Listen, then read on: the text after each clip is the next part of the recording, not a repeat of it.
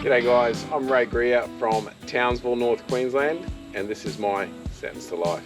The current Jeeps I have on the road are our 1966 Jeep Gladiator.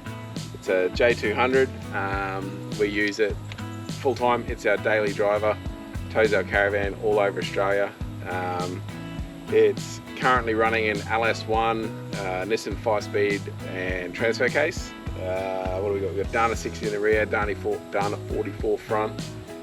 Like I said, it's basically set up for touring, the fridges and dual battery system, all that sort of good gear. It is going to be going under a full rebuild, maybe a redirectioning this year in 2025. We've also got a 03 TJ Wrangler. It's just sitting on a 2-inch lift, 31s, the same Legend rims that are on this by DWC. And it's got some white flares, a few little things. Other than that, it's basically standard. And the other one we've got is a 1947 Willys Overland pickup. So basically a little four-wheel drive Willys truck. It's pretty well 100% standard.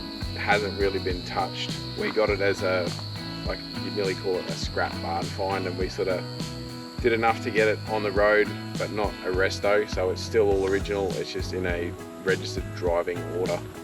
But yeah, that's what I've currently got on the road.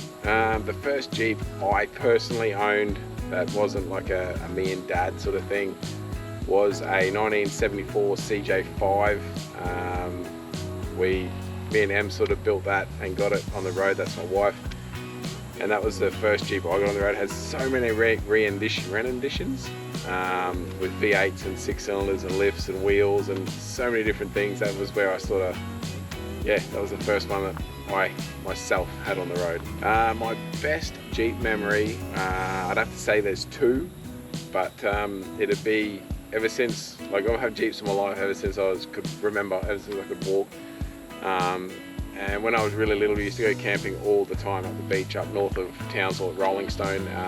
And there was Grandad in his J4000, Dad in the J2000, my uncle in his J10. And everyone else was always getting stuck, and we never did. Well, at least I never saw it anyway. But it was sort of, it's always embedded in my mind with those camping trips with just Jeeps everywhere. And then the other one would be in our CJ5. When me and Em first got together, it was the car that she actually learned to drive properly in. So I just remember nothing but her driving around the paddock, up and down this little hill we had in a vacant block next door, in the CJ, learning how to take off and change gears and all that sort of thing. It was just priceless, and it's a memory that's going to be in there forever. Why Jeep? So the reason sort of I'm a Jeep man, a Jeep at heart, basically, it was bred into me, I'm going to say, but they're just so original and so unique. The look of a Jeep is the original look a lot of companies had. Like, no one out there can deny the fact that the originals of most models look like a Jeep of some sort. But they're just the look of them. I love the really early ones, but even the new ones now still have the look of the old one. You can tell, you can drive down the street tomorrow, look at a brand new Wrangler and tell it's a Jeep. You don't go down going, oh, I wonder what that car is. You know for a fact it's a Jeep. You can still see the heritage. Ever since 1940, you can tell they're a Jeep. The interchanging parts, so like, this thing, it's got a 2001 model steering box on it. Like, so many parts are interchangeable. This look of Jeep ran the same body panels for 30 years. Like, not many other companies did that. So for just workability and building cars and tinkering, there's nothing like them, guys. What does Jeep mean to me? So, it's just family.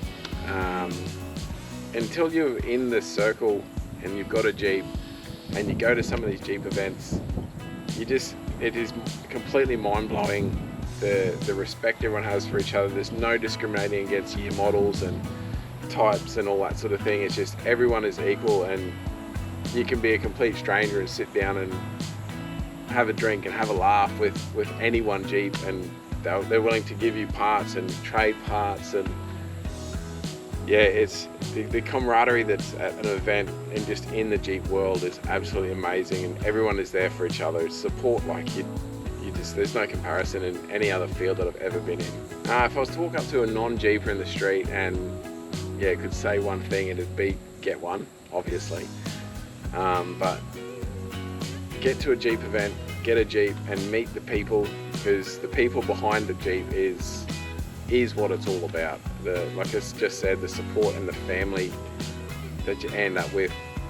We've ended up with more people in our lives now just because of Jeeps than we've had for a long time, and people that we're going to have, like friends and family, we're going to have for the rest of our lives, and it's all because of that grill right there. It's just like nothing you could ever compare to. So my favorite Jeep, it's such a big question, and there's, since 1940 there's been so many different looks and styles. There's shorties, there's long wheelbases, there's wagons, there's utes. So I know it's corny and it is sort of silly to say, but two of the ones we've got now are my favourites. So the Willys Overland Utes have always been my favourite Jeep. Ever since I was little, we had pointy noses, and now the one we've got is the model pre-pointy nose. They would be my favourite looking Jeep, but they are highly impractical. As there's three of us, you can't fit three across one of them, but looks wise, they're easily my favourite. Practicality wise, I love the full size Jeeps, like the big ones. This ute, it's sort of got a very unique look of its own. Ever since I was little, this is what, our first Cape trip in 1988, I sat on the back seat of this up in the cab, and it's sort of been in our family. It's always the look of the Jeep I've loved. I love this front end, I love the brow at the cab. I just love them, or everything about them. Alright, so I'm Ray. Thanks for listening to my Sentence to Life story.